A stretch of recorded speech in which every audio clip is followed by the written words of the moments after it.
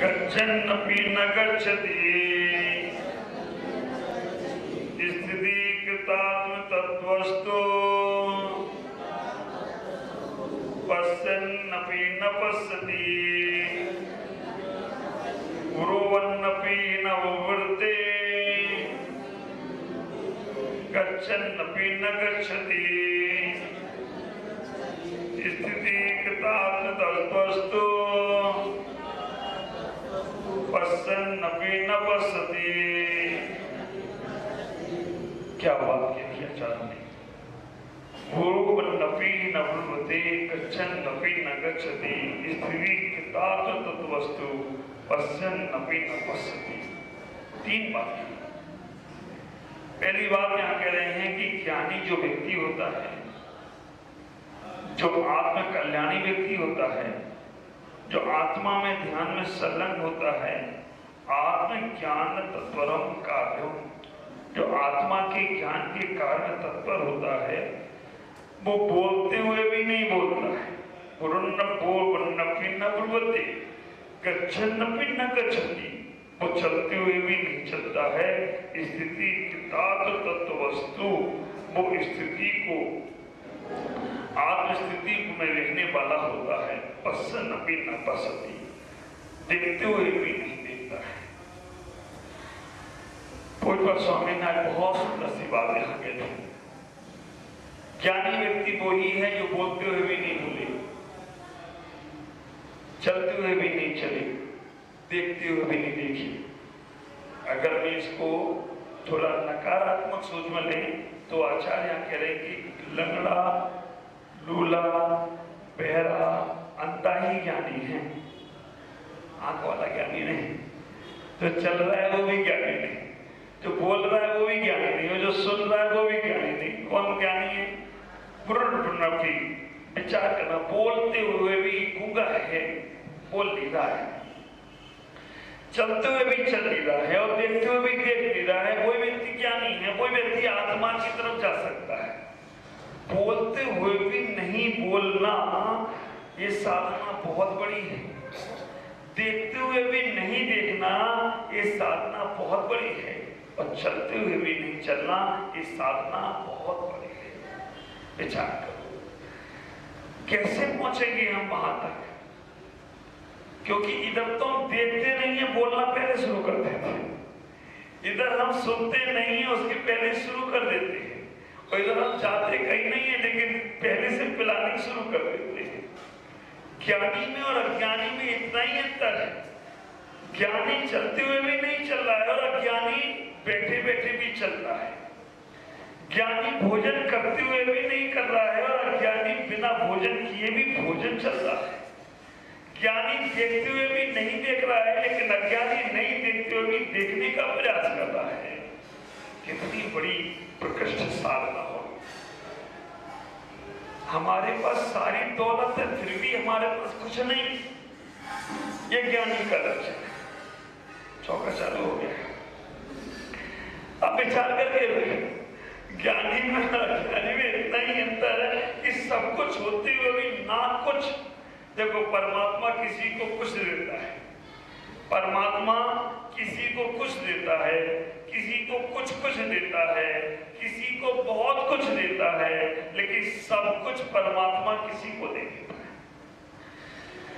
किसी को कुछ दिया, किसी को कुछ दिया, किसी को बहुत कुछ दिया, लेकिन सब कुछ परमात्मा ने किसी को, सब कुछ पाने के लिए सब कुछ छोड़ना पड़ता है। और सब कुछ नहीं छोड़ते हो तो सब कुछ मिलेगा नहीं। किसी को कुछ दिया का मतलब है शरीर स्वस्थ, परमात्मा ने कुछ दिया। अगर तुम्हारा शरीर स्वस्थ है तो परमात्मा ने तुम्हें कुछ दिया। कुछ दिया, तुम्हारा व्यापार और तुम्हारा परिवार भी स्वस्थ है।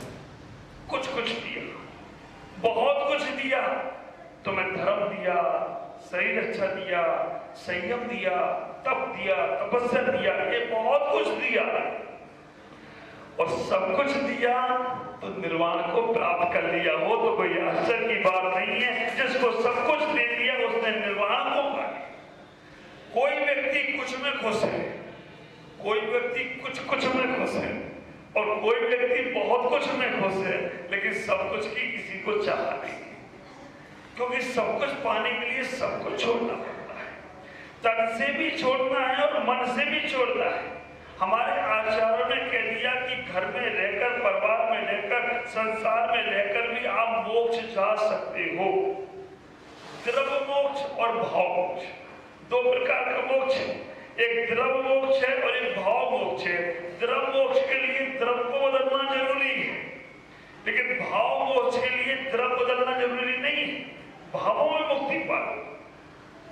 भावों से विचार कर लो, राग और द्वेष को अभाव ही भाव मोक्ष है। राग और द्वेष का अभाव, राग और द्वेष समाप्त होते ही तुम्हारा भाव मोक्ष चालू हो गया। लेकिन भाव मोक्ष द्रव्य मोक्ष के बिना कल्याणकारी नहीं।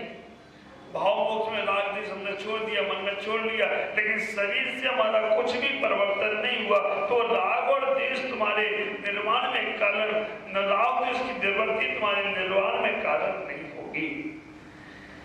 भाव मोक्ष भी तभी कल्याणकारी होगा जब द्रव्य मोक्ष होगा, द्रव्य से परिवर्तन होगा, द्रव्य में संयम को धारण करोगे तो राग और द्वेष भाव मोक्ष तुम्हारे कल्याण में कारण बनेगा, अन्यथा नहीं बनेगा। आज की गाथा आचार्य इतना ही कह रहे हैं कि हम बोलते हुए भी ना बोले, हम चलते हुए भी ना चले, हम देखते हुए भी ना देखें। ख्याल करके रखना, मन रुका है और तन चल रहा है वो ज्ञानी, मन रुका है और तन चल रहा है वो संत, मन रुका है और बातें चल रही हैं वो संत होता है। और जिसका तन तो रुका है लेकिन मन चल रहा है, जिसका तन तो रुका है लेकिन मन चल रहा है वो श्रावक हो जाता है। और जिसका तन भी चल रहा है, मन भी चल रहा है और वचन भी चल रहा है, वो मिथ्यादृष्टि हो जाता है। ख्याल करो, आप लोग यहाँ बैठे, तन तो रुका है, मन चल रहा है कि नहीं चल रहा है? कितने बजे प्रवचन पूरा होगा, हमें जाके दुकान खोलना है, हमें खाना बनाना है, हमें घर देखना है, हमें मंडी में जाना है, हमें ये काम करना है, एक मन चलता है। और संत का तन चलते हुए भी मन नहीं चलता है। ख्याल करना, वो परिकल्पना क्यों? कारण आप भोजन नहीं कर रहे हो लेकिन अभी मन में चल रहा होगा आज क्या बनाना है, क्या बनना है, कैसे बनाना है, किसको क्या पसंद है, किसको क्या पसंद नहीं है। ख्याल करना, आपके मन में चल रहा होगा और इधर तो हम लोगों के लिए बन रहा है लेकिन फिर भी नहीं चल रहा कि क्या बन रहा होगा। संत तो वो होता है क्या बन रहा है, आहार में क्या बन रहा है, चौके में, उसको फर्क नहीं पड़ता है और आपको तो सोचना पड़ रहा होगा अभी शाम को कल क्या बनाया था, आज अलग हल्के से बनाएंगे, आज कुछ और बनाएंगे। ये चल रहा है, ये शराब। और कई बार तो साधु संतों के मन में भी चलता रहता है कि आज ये बनवाना है चौके, आज ये बनवाना है। चौके वालों को बुला बुला के समझाते हैं, मेरे लिए ये बना देना। मैंने कि घर का को छोड़ा यार, विचार करके रखना। घर में भी माँ बाप से बोल के बनवाते थे, यहाँ भी बोल बोल के बनवा रहे हो। क्या छोड़ा तुमने? परिवर्तन किया है। साधु अपने में नहीं है, उसे भोजन ही दिख रहा है। साधु तो वो है जो भोजन करते हुए भी भोजन नहीं चल रहा है, भोजन नहीं हो रहा है। ख्याल करके रखना, औषधि की छूट है। साधु अपने लिए केवल औषधि बता सकता है और वो भी अपने लिए नहीं। हमारे वृद्धवन चारित्र में आया है, हरिवंश पुराण में आया है, नारायण श्री कृष्ण एक मुनिराज के पास गए और मुनिराज से कहा कि मुनिराज आपका स्वास्थ्य ठीक नहीं है, आप कोई औषधि अपने लिए बता दो, कोई दवाई औषधि। महाराज ने कहा नहीं तो ठीक, जो कोई औषधि की आवश्यकता नहीं है। श्रावक समझदार था, श्रावक ने बोला महाराज अभी कभी किसी को ये बीमारी हो तो कौन सी औषधि देना चाहिए? देखना महाराज आप बीमार हो तो कौन सी औषधि दे, और महाराज ने बताया तो दोष लगना शुरू। और उसने कहा महाराज कभी किसी साधक को अगर ऐसा बीमारी हो तो कैसे उसको धर्म से, अहिंसा की दृष्टि से उसको संयम को पालन कराते हुए उसको कैसी औषधि देना। मुनिराज ने कहा ये बीमारी हो इस प्रकार की औषधि देना चाहिए। श्रावक का काम हो गया। नारायण श्री कृष्ण ने व्यवस्था बना दी, ख्याल करके रखना। नारायण श्री कृष्ण ने लड्डू बनाए और दो लड्डू हर चौके में पहुंचाए। महाराज का कोई भरोसा नहीं कौन से चौके में जाए। प्लानिंग करके जाते हैं, फिक्सिंग मैच फिक्सिंग देखा। अभी तो ये फिक्सिंग हो जाती है कि मैं कौन से पढ़ूंगा तुम कौन से पढ़ेगा, ख्याल करके रखना। और दूसरा वाला खड़ा है, खड़ा ही है, उसकी तरफ ध्यान नहीं, अपने अपने वाले को देख के पढ़ेंगे। ये फिक्सिंग कब तक चलेगी, इसको छोड़ना है। साधु तो वही है जो मिल जाए, जैसा मिल जाए उसके पास चले जाते हैं, जैसा भोजन मिल जाए वैसा भोजन कर लेते हैं। उनके मन में भोजन के प्रति रागांश नहीं आता है। गरम तपता हुआ भोजन रख दिया जाए तो भी नहीं कहते ठंडा करो, और ठंडा रख दिया जाए तो कहते नहीं गर्म करो। जैसा है वैसा भोजन कर लेते हैं। मूलाचार में लिख दिया कि जैसा तुमको मिल जाए वैसा। अब कुछ लोग ठंडे खाते हैं लेकिन दिन भर गर्म लेते हैं। क्या करना, वो कहते हैं ठंडा भोजन खाओ और ठंडा खा के दिन भर गर्म लाओ। कैसे काम चलेगा। कुछ लोग गर्म खाते हैं दिन भर ठंडे रहते हैं। तो भोजन महत्वपूर्ण है या मन की शांति महत्वपूर्ण है। कई लोग चौके में 16 करते थे, और 16 ऐसा 16 आप विचार करके रखना, सामने वाला करता 16 और बोला सब बिगड़ जाए। क्या बहुत बड़ी साधना है। ये बातें जो यहाँ कही गई संक्षेप से नहीं कही, इनके पीछे बहुत रहस्य है। 16 प्रकार की कसाय को जीत लिया तो हमारा 16 परफेक्ट हो जाता है। ख्याल करना, नवदा भक्ति 16 को समझना। नवदा भक्ति के 9 गुण और श्रावक के 7 गुण कितने होते हैं? 9 और 7 कितने होते हैं? 16। अभी काय का 16 तुम्हारा? कपड़े का 16 ना। भक्ति नवदा भक्ति के नाम नहीं याद है। चौके में आ जाए महाराज तो सेठी जी का चेहरा देखते भैया करो पूजा में आती नहीं। क्या के 16 आपको विचार करके रखना कि नवदा भक्ति में पूजा भी है, पाठ प्रचालन भी है, और नवदा भक्ति में नमन भी है, बलगान भी है। 9 श्रावक के 7 गुण मालूम है। चातुर्मास को 3 महीने हो गए। श्रावक के 7 गुण तुम्हें मालूम होना चाहिए। केवल आहार देना महत्वपूर्ण नहीं है। श्रावक की क्रिया क्या है? श्रद्धा, भक्ति, तुष्टि, पुष्टि, ख्याल करना, विज्ञान, आलोकता, क्षमा। इस श्रावक के 7 गुण हैं। महाराज नहीं पकड़े नहीं पड़ गए, हाँ नहीं तो पकड़े लो कल को आखिर में देखो। महाराज नहीं पड़ गए तो मुंह मत झुलाना, तुम्हारा क्षमा गुण है। महाराज ने आज नहीं लिया तो क्षमा गुण है तुम्हारा। लोगों भी नहीं, महाराज मैं आहार दे रहा हूं तो मुझे कुछ मिल जाएगा। लोग एक बार घटना कर गई। क्या हुआ, एक जगह आहार हुआ और महाराज का बहुत अच्छे से आहार चल रहा था। चारणिधारी मुनिराज थे। आहार करते करते ऊपर से पंचाक्षर होने लगी। घर में पंचाक्षर दिव्य ध्वनियां बजने लगी, देव धुंधली होने लगी, मधुर मधुर रत्नों की वर्षा होने लगी, मधुर हवा बहने लगी, सुगंधित हवा बहने लगी, वर्षा जयकार होने लगी। पंच आश्चर्य हो गए। रातों रात उस घर वालों की कायाकल्प हो गई। पड़ोसी ने, ये पड़ोसी बहुत खतरनाक है, उसने कहा यार रातों रात ये कैसे यहाँ आगे बढ़ गया, मैं भी आगे क्यों नहीं पड़ा। उसने पूछा, और महिलाओं के पेट में बात बचती नहीं, तो महिलाओं ने बोल दिया ऐसे महाराज आए थे, उनको आहार कराया, एक 5 आश्चर्य हुए, इसलिए मेरी रातों रात काया बदल गई। ठीक है, उसने भी चौका लगाया। अब लगाया तो महाराज की विधि मिले तो ही तो आहार।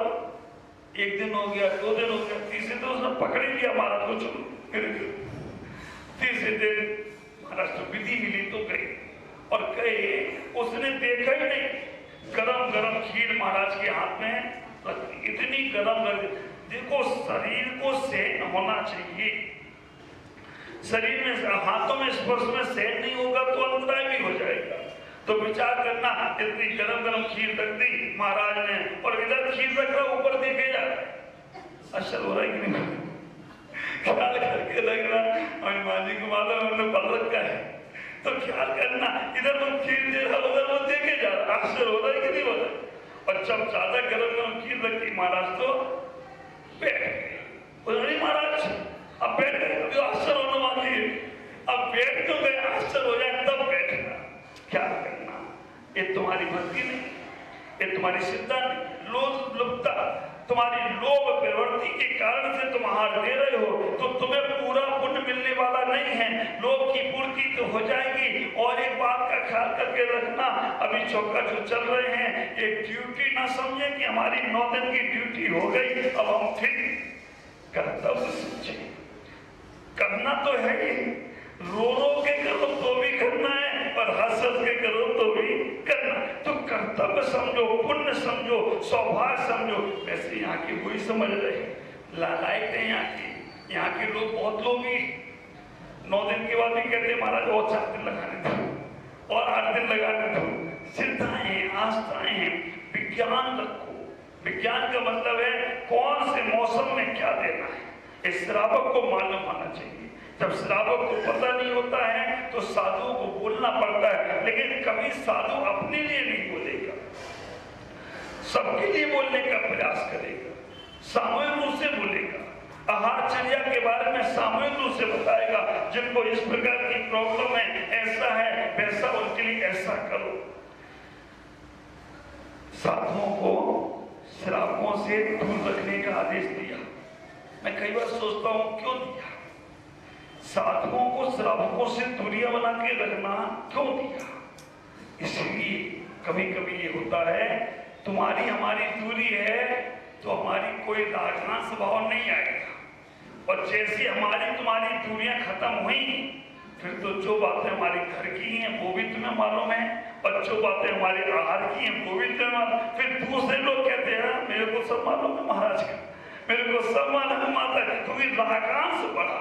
फिर जब तक तुम्हारा उनसे अटैचमेंट नहीं था तब तक तुम्हें नहीं मालूम था कि महाराज की क्या फेवरेट डिश है, माता जी की क्या फेवरेट डिश है, एलगी छलगी की क्या फेवरेट डिश है। लेकिन जैसे ही पास में बैठे धीमे धीमे पुचकार के पूछ लिया, हाँ महाराज जी क्या अच्छा लगता है, माता जी क्या अच्छा लगता है, और महाराज माता जी बताए भी ला रहे हैं मुझे तो ये अच्छा लगता है, कल से चौकी में वही तैयार, और वो नहीं मिला तो वो फूल जाए।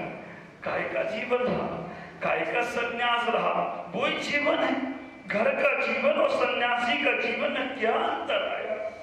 आचार्य कह रहे हैं कि आहार करते करते आहार नहीं करते।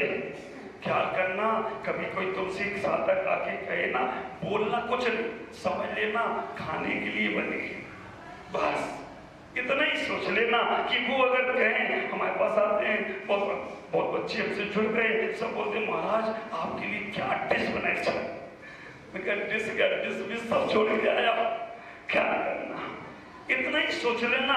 जब भी महाराज या माता जी तुमसे पर्सनल चर्चा करके ये बताएं कि हाँ आज हमारे लिए ये बना देना वो बना देना, कहना कुछ नहीं, बना भी देना, उनका मन रख लेना, लेकिन समझ लेना घर छोड़ा है खाना नहीं छोड़ा है। क्या करूं, परिवार छोड़ा है लेकिन व्यक्तियों को नहीं छोड़ा है। इतना आचार कह रहे हैं यहाँ पर कि वो भोजन करते भोजन नहीं कर रहे, क्या स्थिति बनती होगी एक बार इमेजिन कर। आहार कर रहे हैं और आहार नहीं कर रहे हैं, क्यों? बोल रहे हैं और नहीं बोल रहे हैं, क्यों? चल रहे हैं और नहीं चल रहे, क्यों? क्योंकि सबके पीछे एक ही ध्येय आत्मा को पाना है, सबके पीछे एक ही ध्येय है अपने लक्ष्य को पाना है, सबके पीछे एक ही ध्येय है कि ये तो भोजन, ये तो बोलना, ये तो चलना यही रह जाएगा, लेकिन मेरी आत्मा जो शाश्वत है, मैं जो शाश्वत पद को पाने के लिए आया हूं उसको मुझे पाना है। इन छोटी मोटी चीजों में अपने जीवन को नहीं खराब करना है। क्या करना, जिनको बड़ी लड़ाइयां जीतना होती है ना, वो छोटी लड़ाइयां हार करता है। दादाजी होते हैं, वो छोटा सा पोता आता है, दादाजी दादाजी, आप विचार करना, वो दादाजी के सर पे भी बैठ जाता है, दादाजी घोड़ा भी बन जाते हैं सब, क्योंकि वो उस पोते का दिल जीतना चाहते हैं। भांजा आता है, नाना जी, और नाना जी के ऊपर हमारे भुवन भाई बैठे हैं, उनका भांजा आया, भांजी बोलते हैं, बेटी के बेटे को क्या बोलते हैं, नाती पोता नवासा, जो भी बोलते होंगे। अपने को तो सारे संसार में रिश्ते तो मुझे मालूम है क्या करना, लेकिन वो आया, अब उसने तुम्हारे हाथ में गोदी में समथिंग कर दिया, बुरा लगता है क्या? अच्छा लगता है, कुछ कर दिया तो करते रहे, कोई बात नहीं। तो ख्याल करके रखना ये सब क्यों हो रहा है, क्योंकि रागांश बैठा है, और उस रागांश के कारण, और हमें उसको खुश करना है। जीवन में इतना ही ख्याल करो, जिसने अपने प्रति लक्ष्य बना लिया वो कभी छोटी बातों में उलझेगा नहीं, समाज में भी जाएगा, छोटी मोटी चीजों में कभी नहीं उलझेगा। हाँ, बड़ा कोई धर्म की हानि हो रही है, बड़ी कोई संयम की हानि हो रही है, वैसे तो आचार्य ने कहा है दोष बादमचा मौन, दोष दिखे तो मौन हो जाना, लेकिन आचार समत्वत जैसे आचार कहते हैं का पथ घटनम, वो कह देते हैं कि जहां सिद्धांत का विरोध हो रहा है तो वहां पे सिंह वृत्ति के साथ जाना, और का पथ घटनम का मतलब इतना ही है कि विरोध करना और बोल देना, नहीं ऐसा सिद्धांत नहीं बोलता है, लेकिन तभी बोलना जब तुम्हारे अंदर कुछ हो तब, है ना? कहते हैं ना, घर में नहीं है चना और गुड़िया गई चना नहीं, क्या है क्या हो, घर में नहीं चवारी, अम्मा पूरियां पका रही, पुराने लोगों को पुरानी करते ज्यादा याद रहते है ना, तो विचार करके रखना, घर में नहीं चवारी और बुढ़ी अम्मा पर पका रही, पूरी पका रही, कैसे होगा? तो जीवन में जब तुम्हारे पास कुछ है, तुम्हारे पास श्रेष्ठ आचरण है, तब कहीं तुम अपने से ज्यादा, अपने से नीचे आचरण वाले को कुछ बोल सकते हो। तुम्हारे पास तो कुछ भी नहीं है और दूसरे को बोलने चले जाओ तो मालूम पड़ेगा कि बस पर उपदेश कुशल होते। जीवन में ख्याल करो, जिसने आत्मा के प्रति लक्ष्य बना लिया, जिसने अपने आप को पाने का लक्ष्य बना लिया, जिसने अपने जीवन को व्यवस्थित कर लिया, जिसने अपने जीवन को इस संसार से हटाने का प्रयास कर लिया, उसके लिए संसार में कोई भी काम, संसारिक काम उसके लिए इंटरेस्टेड नहीं होंगे, उनके लिए रुचिकर नहीं होंगे, उनके लिए श्रद्धापूर्ण नहीं होंगे। वो व्यवहार निभाएगा लेकिन व्यवहार में फंसेगा नहीं, परे रहेगा। मैंने सुनाया भी था, पंजाब में गया जब अमृतसर गया तो वहां पर एक संत ने एक कथानक पर अच्छा सुनाया। संत के पास बहुत से लोग पहुंचे, संत ने सबको कुछ न कुछ मंत्र दिया, तंत्र दिया, यंत्र दिया, बात बताई, सब कुछ। एक व्यक्ति रह गया सबसे आखिरी में। संत भी थक गए थे, तो संत ने भी उससे बोला, उसने कि भाई मेरे को भी कुछ कल्याण का मार्ग बता दो। संत ने कहा परे हट, संत ने बोल दिया परे हट। उसने कहा मिल गया, चला गया घर। 3 दिन 5 दिन बाद वो लौट कर आया। उसने कहा आपके मंत्र ने बहुत बड़ा असर कर दिया, आपके मंत्र ने बहुत बड़ा प्रभाव कर दिया, आपके मंत्र ने बहुत बड़ी हमारे साथ हमारी उपलब्धियां, हमारे जीवन में शांति दिला दी। संत ने पूछा कौन सा मंत्र दिया था? भगवान मेरा लास्ट में नंबर आया था तो आपने एक लास्ट मंत्र बचा था वही दे दिया था। कौन सा मंत्र दिया? आपने कहा था परे हट। ये मंत्र मेरे लिए बहुत बड़ा कल्याण में कार्य बन गया। संत ने पूछा कैसे? संत ने पूछा कैसे तुम्हारे लिए कल्याण में कारण बन गया? मैं घर गया, घर किसी ने मुझे उल्टा सीधा बोल दिया। मैंने कहा परे हट। कोई बात मैंने किसी से बोली, उसने नहीं मानी, मैंने कहा परे हट। कोई मुझको कुछ चीज देना थी, नहीं दी, मैंने कहा परे हट। तो मैं सबको परे हट करता रहा तो आज मैं अपने परमात्मा को, शांति को पा गया हूं। तो कोई आश्चर्य की बात नहीं है। और मैंने आज अपने आप को पा लिया क्योंकि सबको परे हट कर दिया, किसी से कोई रागांश नहीं रखा। विचार करना कैसे उसने अपने आप को। और अभी आप परे हट नहीं करते हो, आप पकड़ हट करते हो। पकड़ हट, किसी ने बोला कैच, सचिन तेंदुलकर कोई कैच ना ले पाए, लेकिन तुम तो ऐसी कैच लेते हो, किसी ने कोई बात पकड़ी तुरंत चारों के बीच 5-7 के बीच में से निकल के आओगे और तुरंत बॉल को कैच कर लोगे और वो बात ऐसे पकड़ोगे। वो तो क्रिकेट वाला तो बॉल दे देता है, लेकिन तुम अपनी बात पकड़ के छोड़ते नहीं, और छोड़ते नहीं हो तो दुखी रहते हो। विचार करो, मैं हमेशा कहता हूं संतों का बोला हुआ हर शब्द एक मंत्र का काम करता है। संतों का बोला हुआ हर शब्द मंत्र का काम करता है। संत का लिखा हुआ हर शब्द ग्रंथ का काम करता है। जो इन शब्दों को, इन मंत्रों को, इन ग्रंथों को मान लेता है, वो एक दिन निर्गंत और अरहंत हो जाए तो कोई आश्चर्य की बात नहीं है। ख्याल करना, संत ने कोई बात कही है, संत अन्यथावादी नहीं होते।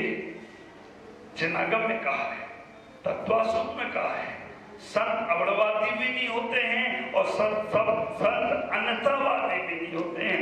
हाँ, संत की बातें झटपट समझ में नहीं आती है, झटपट समझ में आ जाए तो चटपट कल्याण हो जाए, और हमेशा के लिए खटपट बिगड़ जाए, निकल जाए, मिट जाए तो कोई आश्चर्य की बात नहीं आती। वो क्या करना, संतों की बातें चटपट समझ में नहीं आती है, ठोकर लग के ठाकुर बनोगी। जब ठोकर लगेगी ना, तब तुम्हें लगेगा कि हमें अब ठाकुर बनना चाहिए, अब हमें कोई बातों को याद करना चाहिए। आचार्य यहाँ कहने का प्रयास कर रहे हैं, जीवन में आत्मज्ञानम कार्यम, आत्मा के लिए कार्य करो। दूसरों के लिए बहुत से बार कार्य किया है, व्यापार बिजनेस किया है, लेकिन आत्मा के लिए क्या कार्य किया? आत्मा के लिए वही क्या कार्य करना है जो तुम्हें संसार से तोड़ने का प्रयास करे और अपने आप से जोड़ने का प्रयास करे। संसार को छोड़ने की बात कह ही नहीं रहे आचार्य। बहुत से लोग बोलते होंगे, सोचते होंगे महाराज जब देखो कहते संसार छोड़ दो, संसार छोड़ दो, संसार खराब है, संसार नश्वर है, संसार में सार नहीं है, ये बात कह ही नहीं रही। आचार्य तो कह रहे हैं परमात्मा को जोड़ो। आचार्य तो कह रहे हैं आत्मा के प्रति रुचि पैदा कर लो। आचार्य तो कह रहे हैं अपने आप को समझने का प्रयास कर लो। दूसरों से बहुत बात हो गई, अपने आप से बात करना प्रारंभ कर दो। जब तुम्हारी अपने आप से बात करना प्रारंभ हो जाएगी तो समझ के रखना तुम्हारा जीवन बहुत आनंदित होगा। कई बार जीवन में ऐसी घटनाएं घटती हैं। नारायण श्री कृष्ण के पास अर्जुन पहुंचे। नारायण श्री कृष्ण के पास अर्जुन पहुंचे और अर्जुन ने कहा कि भगवान एक बात तो बताओ, दान तो मैं भी करता हूं, जो आता है उसको मैं जो मांगता है दे देता हूं, लेकिन मैं भी दान करता हूं, मेरा नाम तो होता नहीं है। कर्ण भी दान करता है, कर्ण का नाम बहुत होता है। इसमें कारण क्या है? इसमें रीजन क्या है? कर्ण का नाम बहुत हो रहा है और दान मैं भी कर रहा हूं, मेरा नाम नहीं होता है। नारायण श्री कृष्ण ने 2 सोने के पहाड़ बना दिए और दोनों पहाड़ बनाकर अर्जुन से कहा इन दोनों पहाड़ों को बांट दो, दान दे दो, कर। अर्जुन ने पूरे गांव में घोषणा कर दी कि आज दान दिया जाएगा और सोने के पहाड़ दान में दिए जाएंगे, सोना दान में दिया जाएगा। बहुत से लोग आए इधर उधर के। अब किसी को कुछ दान मिल रहा हो तो छोड़े, रिश्तेदारों को मिला और मित्रों को बुलाए, पूरे गांव के गांव खाली, दौड़े चले आ रहे और सबको अर्जुन निकाल के सोना देता जा रहा है। पब्लिक बढ़ती जा रही, सोना भी कम नहीं हो रहा है। अब भगवान ने बनाए सोने के पास तो कम कैसे होंगे? ख्याल करके रखना। अब वो दिए जा रहे हैं, पब्लिक बढ़ती जा रही है। एक बहुत अच्छी बात है, पब्लिक इकट्ठा करना हो तो बांटना प्रारंभ कर दो, और पब्लिक कम करना हो तो मांगना शुरू कर दो। पब्लिक अपने आप कम, उसका यार बाबा मांगा जाता है। अगर भीड़ इकट्ठी करना है तो देना शुरू, और भीड़ कम करना है तो मांगना शुरू कर दो। अपने आप धीमे धीमे लोग ऐसे चावड़ा वाले ने क्या करना, किसी को पीछा छुड़वाना है, बहुत परेशान करता हो, पीछा छुड़वाना है तो उसे कुछ दान दे दो, कुछ कर्जा दे दो उसे, अपने आप पीछा छूट जाएगा। क्या करेंगे देखना, किसी से पीछा छुड़वाना है तो उसे कुछ कर्जा दे दो, वो अपने आप तुम्हारे पीछे छूट जाए। और किसी को पीछे लगाना है, आप क्या करें, उससे कुछ कर्जा ले लो, अपने आप तुम्हारे पीछे लगा रहेगा, अपने आप तुम्हारी ख्याल करता रहेगा, अपने आप तुम्हारी चिंता करता रहेगा। कई बार होता है, ऐसा ही होता है। मोक्ष मार्ग में भी समाज के लोग, कभी कोई व्यक्ति किसी को याद नहीं करता, वो पैसा दिखा देता, अब लगाते रहो फोन, जब पड़े रहो मेरे, मैं तो अब जब हो गए करूंगा, लेकिन पीछे पड़े रहो। लेकिन उदाहरण लोग जो होते हैं, बोलते हैं, तुरंत दे देते हैं, वो चिंता नहीं करते हैं, क्योंकि हमने अपने घर में करके बढ़ाना नहीं है, हमें मंदिर का धर्म में लगाते चले जाना। क्या करना, अर्जुन ने दान देना शुरू किया, लोग बढ़ गए, 1 दिन हो गया, 2 दिन हो गया, खाना पीना छूट गया। आखिरकार 2 दिन बाद अर्जुन नारायण श्री कृष्ण के पास गए और कहा कि भगवान मैं तो थक गया, इतने लोग मैंने तो पहले कभी नहीं देखे थे, इतने लोग आ रहे हैं। आखिरकार उन्होंने कहा मैं तो थक गया, मैं तो जा रहा हूं विश्राम करने। नारायण श्री कृष्ण ने कहा थोड़ा रुको। कर्ण को आवाज दी, कर्ण ये 2 पहाड़ हैं, दान में देना है, और तुम्हें दिया सवाल, एक गांव वालों को बांट दो। कर्ण आए, गांव वालों को इकट्ठा किया, और गांव वालों को इकट्ठा करने के बाद कर्ण ने कह दिया जिसको जितनी जरूरत है निकाल कर ले जाओ, और कर्ण अपने आप चले गए। आप विचार करके रखना, जब दान करना ही था तो कर्ण ने कहा कि जितना जिसको जरूरत है, ये दान पे का पहाड़ सोने के हैं, और छोड़कर कर्ण चले गए। अर्जुन ने कहा ये बात मेरे मन में क्यों नहीं आई, मैं मेहनत भी करता रहा, समय भी खवाता रहा, और बाद में हमारे साथ क्या होगा। क्या करना, नारायण श्री कृष्ण कहते हैं अर्जुन तुम्हारे मन में दाता का भाव आ गया था, तुम्हारे मन में ये भाव आ गया था कि मैं देने वाला हूं, और तुम मन में ये भी सोच रहे थे किसको कितना देना है। ख्याल करना, मुनि महाराज आहार में आए, घी पूरी, कचौड़ी, ड्राई फ्रूट, माल मलिदे, सब। यहाँ की बात नहीं कर रहा हूँ, यहाँ के लोग नहीं समझना कि मेरी बात चल रहा है, मैं अन्य जगह की बात करता हूँ। बुद्ध के एक्सपीरियंस होता है तो मुनि महाराज आए, नमोस्तु नमोस्तु नमोस्तु, और छुल्लक जी अलग किया, अरे यार बैठ के खाते हैं, आराम से खाते रहेंगे, है ना। महाराज को पहले देखो सारा कहता रहा, ये तो बैठ के आराम से हिल के खाते रहेंगे, पेट बढ़ता रहेगा। महाराज को पहले, इनके पास आते आते थोड़ा सामान कम, और ब्रह्मचारी आ जाए तो बस और कम, और गिरफ्त आ जाए तो रखा। विचार करके रखना, स्थितियां बदलती चली जाती हैं। उन्होंने कहा तुम्हारे अंदर दाता का भाव आ गया, और तुम देख देख कर दे रहे थे किसको कितना देना है, और तुम्हारे अंदर जब वो दे रहे थे तो लोग जयकारा भी लगा रहे थे, तुम्हारी प्रशंसा भी कर रहे थे, तुम्हारे बारे में अच्छा भी बोल रहे थे, और तुम सुन के खुश भी हो रहे थे। कर्ण तो देखे चला गया, उसने ना प्रशंसा सुनी। ख्याल करके रखना, कर्ण ने तो देख के चला गया, ना उसने प्रशंसा सुनी, ना उसने शब्द सुने, और वो देखकर अन्ना अभिमान का भाव आया। तो जब ये आत्मा के प्रति जब जिज्ञासा होती है, आत्मज्ञानी जो होता है वो कभी भी ख्याति लाभ की चाह में नहीं जाता है, वो कभी भी निंदा और प्रशंसा में नहीं जाता है। वो तो केवल इतना ही सोचता है कि जो जितना अच्छा हो जाए उतना अच्छा कर, वो वर्तमान के समय को सार्थक करता है। तो हमें इतना ही विचार करके रखना है कि जब हमारे मन में भाव आने लगे, हम बोल रहे हैं, बोलते समय उसमें एक परिणाम होना चाहिए, इसमें मेरा हित कितना है, मेरा कल्याण है कि नहीं।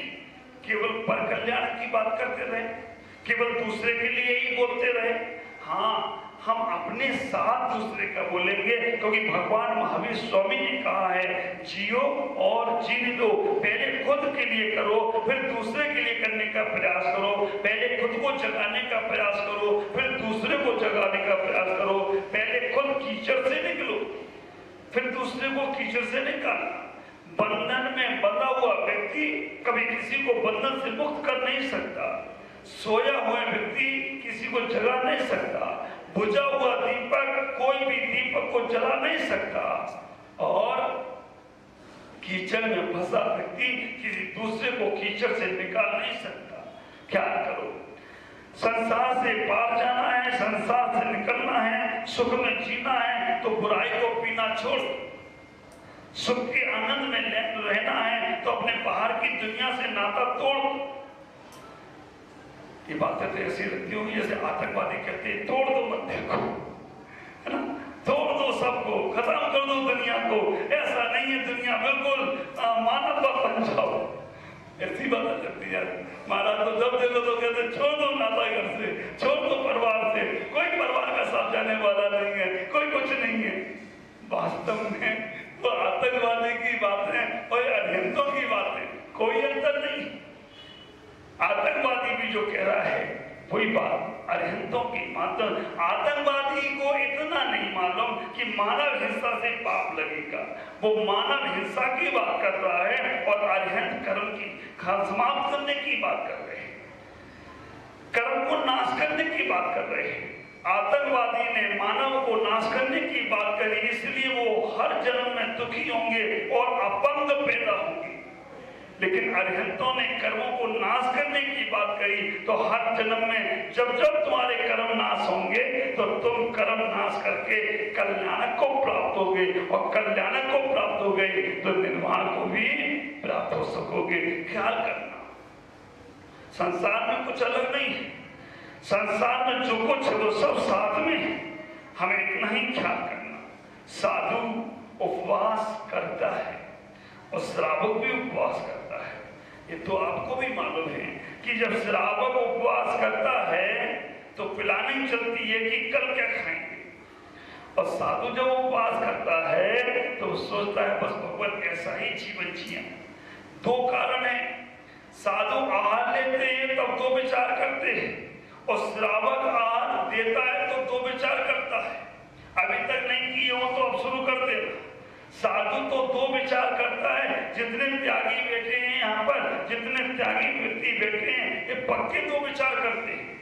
पहला विचार साधु करता है, हे भगवान, जिस घर ने आज मुझे अनाज दिया है, जिन चौकों ने, जिन आहार वालों ने आज मुझे अनाज दिया है, भोजन दिया है, आहार कराया है, हे भगवान ये बहुत धर्मात्मा है, त्यागी वृत्ति हैं, ये बहुत सज्जन पुरुष हैं, इनके घर से कोई त्यागी भूखा ना जाए, इसलिए इस घर में हमेशा अनाज के भंडार भरे रहे। पहला विचार साधु ये सोचता है कि भगवान इसने आहार आदि दान दिया है तो इसके घर में कभी भी अनाज की कमी ना पड़े, अनाज के भंडार भरे रहें तो साधुओं की आचर्या अच्छी होगी। पहला विचार करता है। अब सोचोगे महाराज ऐसा विचार करना चाहिए क्या? विचार ख्याल करना, अगर आहारचर्या भूल गए, अगर श्रावक आदिनाथ के समय 4000 मुनिराज भ्रष्ट हो गई, चली गई, और आज अगर श्रावक आहारचर्या भूल गया तो आज के जो 1000, 1200, 1500 साधु हैं वो सब अन्य मतों को स्वीकार कर लेंगे, क्योंकि साधुओं को अपने आप से तो बनाना नहीं है, बनाना तो छोड़ो, बताना भी नहीं है मुझे क्या खाना है, तो फिर कैसे जीवन जियोगे? विचार करना। इसलिए साधुओं को आहार चलता रहे, पुण्य का, धर्म का पैसा, अनाज तुम्हारे घर में बना रहे, इस साधु को विचार करना है। दूसरे नंबर पर साधु विचार करता है, हे भगवान मैं कब तक भोजन करता रहूंगा, मैं कब तक इस भोजन को करता रहूंगा, मैं इस भोजन के, इस क्षुधा से, इस भूख से, इस आहारचर्या से छूट जाऊं। ये भोजन करते हुए विचार करता है। तो श्रावक विचार करते हैं जो आहार देते हैं। पहला विचार श्रावक करता है कि भगवान मैंने जो साधु को आहार दिया इनके स्वाध्याय में काम में आए, इनके ज्ञान दान में काम में आए, इनका निरंतर आहार हो जाए, इनकी साधना तपस्या ये आहार से और बढ़ जाए, इनकी साधना में बहुत ऊंचाइयां हो। पहला विचार करता है, ख्याल करना। दूसरे नंबर का विचार करता है श्रावक, हे भगवान कब तक मैं आहार देता रहूंगा, मेरा भी कोई ऐसा पुण्य जागे कि मैं भी कर्पात्री बन जाऊं, मैं भी कर्पात में आहार ले लूं, मैं एक बार तो कम से कम मुनि बन जाऊं, आयका बन जाऊं। बस वही जीवन की सफलता है, वही जीवन का सार्थक है, वही जीवन की सार्थकता है। कब तक संसार में पड़े रहेंगे? हर जन्म में संसार भोगा है, हर जन्म में संसार में डूबे हैं, हर जन्म में, इस जन्म में अब तो सब कर लिया, अब तो छोड़ दो। और भगवान मैंने सब कुछ कर लिया, अब कम से कम मैं अपने बच्चे अगर हमारे कहीं सन्यासी होना चाहते हैं, कभी हमारे बच्चे धर्म कर्म करना चाहते हैं, उनको नहीं रोकेंगे, क्योंकि अब हमने कर लिया, हमसे नहीं हो रहा है, कोई बात नहीं। अगर हमारे घर में, हमारी कोख में, हमारे परिवार में पुण्य आत्मा जीव आ गई है, बहुत भाग्यशाली और भाग्यशाली जीव आ गई है, तो उसे आगे बढ़ाने का प्रयास करेंगे, रोकेंगे नहीं। वो भी तुम्हारा जीवन होगा, पुण्य होगा। और ख्याल करना, वो बेटा वो बेटी साधना करेगी, लेकिन तुम्हारे भी कर्मों की निर्जरा होगी, तुम्हारे भी कर्मों का आस्था बंद होगा, क्योंकि तीर्थंकर के माता पिता बनने का पुण्य, तीर्थंकर के भगवान के माता पिता बनने का सौभाग्य, संत के माता पिता का, तीर्थंकर के संत के माता पिता, मैं तो यही कहूंगा, तीर्थंकर के माता पिता तो उसी भव से या एक दो भव में मौत चले जाए तो कोई आश्चर्य की बात नहीं है, लेकिन साधु के माता पिता भी एक दिन मोक्ष से जाए तो कोई आश्चर्य की बात नहीं है, क्योंकि वो भी पुण्यशाली जीव हैं, जिनके पुण्य से आज देश को, समाज को एक ऐसा जीव मिल जाता है जो अपना भी कल्याण करता है और दूसरे का भी कल्याण करता है।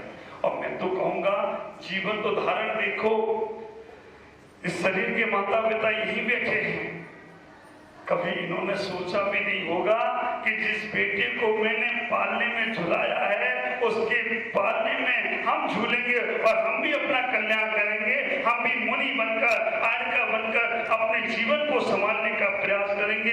कभी इनने भी नहीं सोचा होगा और हमने भी नहीं सोचा होगा। योग संयोग देखो, ऐसे पुण्य जाते हैं, ऐसे पुण्य बढ़ते हैं।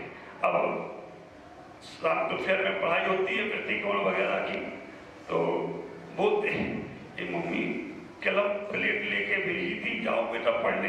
अब बेटा ने पकड़ा दी, बेटा पढ़ो, ख्याल करके रखना। पहले इनने पढ़ते पहुंचाया, और माता पिता को पहले पिताजी ले जाते थे कि चलो बेटा, और ये सामने बोला महाराज आप अपने पिताजी को लेके जाओ घुमाने के लिए, पहले वो घुमाने ले जाते थे, अब मैं उन्हें घुमाने ले जाता हूँ। कितना अंतर है, कोई संसार नहीं है। ख्याल करके रखना, संसार होता तो संसार में पड़े रहते, और बहुत से के कोई नहीं है तो भी उनके अंदर संसार बसा है, और मेरे पास सब कोई है फिर भी संसार नहीं है। बस एक ही भावना है, कैसे कल्याण कर लूं, कैसे अपना कल्याण कर लूं, सबके बीच रहकर अपना कल्याण कर लूं, और सबका भी अगर हो जाए तो ठीक, नहीं तो तुम तुम्हारे में हो और हम हमारे में हैं, तभी जीवन की सार्थकता होती है। क्या करना, आचार्य यहाँ पर इतना ही कह रहे हैं, ज्ञानी बोलते हुए भी अपनी ओर लक्ष्य रखेंगे, देखते हुए भी तुम सब में, तुम सबको नहीं देख रहा है, तुम सब में पुण्यात्मा जी को देख रहा है, बब्बात्मा जी को देख रहा है। हे भगवान, जैसे माँ करुणावान होती है ना, हे भगवान ये मेरा बेटा बहुत अच्छा हो जाए, तो संत भी ऐसी भावना, हे भगवान इनका पुण्य चढ़ जाए और एक कभी जीवन में अंतिम समय में भी संन्यास लेकर, समाधि लेकर अपने जीवन की सार्थकता कर लें। बस यही भाव है। इन सभी जो लोग पुरुष वर्ग बैठे हैं, आखिरी समय में तो कम से कम संत बनकर अपने जीवन को विसर्जित करते, यही भावना है। जो जीवित रहते हुए, स्वस्थ रहते हुए सब छोड़ देते हैं, दुनिया उनको जोड़ लेती है अपने आप से। मैं इतना ही कहूंगा, अपने जीवन को समझने का प्रयास करो, अपने जीवन को समझकर अपने आप में लौटने का प्रयास करो। अभी मैं पुस्तक पढ़ रहा था, उसमें तो इतना तक लिख दिया, गुरु शिष्य के संबंध भी परे हैं। जब आत्मा में पहुंच गए तब काय के गुरु और काय के शिष्य। इंद्रभूति गौतम ने महावीर से पूछ लिया कि भगवान मैं इतनी आपकी सेवा करता हूँ, जो कुछ आप कहते वही करता हूँ, फिर भी मुझे केवल ज्ञान नहीं हो रहा है और आपको हो गया। ख्याल करना, इंद्रभूति गौतम ने इतना ही कहा कि तुमको मुझसे राग है मेरे गुरु महावीर, मेरे गुरु महावीर, जब तक तुमको मुझसे राग रहेगा तब तक तुम्हें मोक्ष होने वाला नहीं है, केवल ज्ञान होने वाला नहीं। सुबह भगवान महावीर मोक्ष गए, शाम को बुद्धि गौतम अपने घर में निज आत्मा में लौट गए, और जैसे ही लौटे तो क्या हुआ, शाम को केवल ज्ञान हो गया हो तो कोई आश्चर्य की बात नहीं। क्या विचार है आपका? छोड़ो छाड़ो महाराज को, मंदिर को, क्योंकि जब तक इधर राज रहेगा तब तक तो केवल ज्ञान होगा नहीं। छोड़ो, कल से मंदिर आना बंद। आप विचार करके रखना। हमारे कैलाश भाई की पूजा भक्ति रोज मंदिर में भगवान की अभिषेक शांति धारा करते, कब मिलती है इससे पुण्य? ये सोच लो, ये जन्म मिला है आपको कर्म काटने को।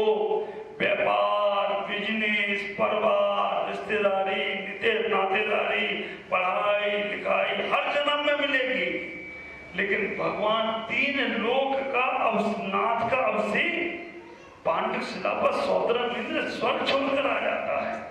हमसे हमारा घर नहीं छूट रहा है, हमसे हमारी नींद नहीं खुल रही है, हमसे हमारा व्यापार नहीं छूट रहा है। ख्याल करना, अभी बड़ा संसार बाकी है।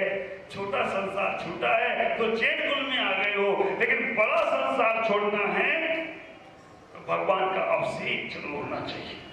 कल हमारे को सुहास भाई ने भी अभिषेक कर दिया, मैंने कहा अच्छा भगवान भी खुश हो गए होंगे। सिद्धार्थ में बैठ के चलो भाई, सुहास भाई अभिषेक देखते थे, सुहास भाई बनाइया, लेकिन आज उन्हें कर भी दिया है, लेकिन फिर भी शांत रहते, जयकारा लगा के शांत हो जाते। ख्याल करो, ये पुण्य नहीं होंगे आपके। जब बीच में मौका मिले अच्छे काम करते चले जाओ। गुरु शिष्य का संबंध भी तभी तक का है जब तक तुम्हें अपना आत्म कल्याण के भाव नहीं जगे, अपने आप में नहीं लौटे, और आप अपने आप में लौट गए हो, बस तुम अपने खुद के गुरु बनो। पहले कह के आए आत्मा ही आत्मा की गुरु है, तुम अपने आप के गुरु बनो। जब बच्चे हॉस्टल में पढ़ने जाते हैं तो माता पिता उनसे कहते बेटा अपना ख्याल रखना, और जब मेरे पास आते हैं आसी वाले ने तो मैं उनसे एक ही बात कहता हूँ, बेटा हॉस्टल में जा रहे हो, तुम खुद की माँ हो और खुद के पिता हो, तुम खुद के ही गुरु हो। तुम माँ भी अपने आप को समझना, पिता भी अपने आप को समझना, गुरु भी अपने आप को समझना, तब तुम वहां पर अच्छे से रहोगे। और तुमने कहा माँ बाप तो दूर हैं, गुरु तो दूर हैं, जो चाहो सो करो, बस फिर क्या है, करते रहो, तुम्हारा जीवन तुम्हारे साथ रहेगा, ऐसा ही रहेगा। मैं इतना ही कहूंगा कि अपने जीवन को समझने का प्रयास करो। 10:15 बज गए, क्या विचार है आप लोगों का? ख्याल करो, ऐसा ही होता है।